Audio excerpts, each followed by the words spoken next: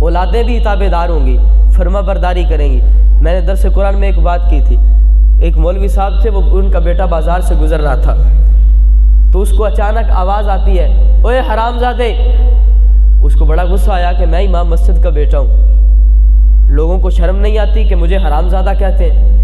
دوڑا اپنے باپ کے پاس آ گیا، کہنے لگا ابا جی میری تربیت میں کیا فرق رہ گیا، کون سی ایسی میں نے خطا کر دی کہ لوگ مجھے کہتے ہیں حرام زادہ؟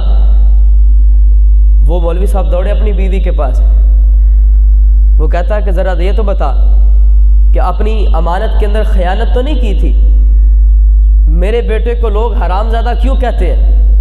وہ کہتی ہے نہیں، میں نے اپنی عزت کی حفاظت کی ہے، میں نے امانت کے اندر خیانت نہیں کی، میں نے اپنی جوانی کو، اپنے بڑھاپے کو، میں نے اپنے بچپن کو سنبھال کے رکھا ہے، خیانت نہیں کی، میں نے کسی اور کی طرف توجہ نہیں کی۔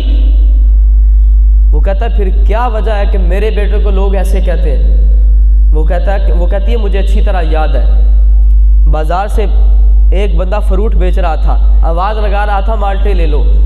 وہ کہتی ہے میں دروازے پہ آئی، میں نے اس سے مخاطب ہو کر کہا کہ بھائی مالٹے میٹھے ہیں؟ وہ کہتا ہے کہ پتہ نہیں میٹھے ہیں کہ کھٹے ہیں۔ یہ کہتی ہے میں نے لینے ہیں، میں چیک کر سکتی ہوں؟ اس نے کہا کہ نہیں میں چیک نہیں کروا سکتا۔ کہتی ہے میں نے اس سے پھر کہا کہ ایسا کر ایک مالٹا مجھے بھیج دے، میں اس کے اندر سوئی لگاتی ہوں، سوئی لگا کے جو رس سوئی کے ساتھ لگے گا میں اپنی زبان پہ رکھوں گی، مجھے پتہ چل جائے گا کہ یہ میٹھا ہے یا کھٹا ہے، اگر میٹھا ہوا تو لے لوں گی، اگر کھٹا ہوا تو نہیں لوں گی، تو چلے جانا۔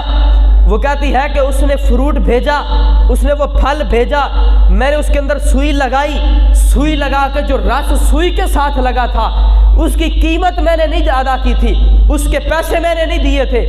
جب وہ رس سوئی کے ساتھ لگا، اس رس کو میں نے اپنی زبان پہ رکھا، وہ مالٹا کھٹا تھا، مجھے پسند نہ آیا، میں نے اس کو کہا کہ تو چلا جا، میں نے نہیں لینے۔ وہ کہتی ہے ہو سکتا ہے اس ایک قطرے کی وجہ سے لوگ تیرے بیٹے کو حرام زادہ کہتے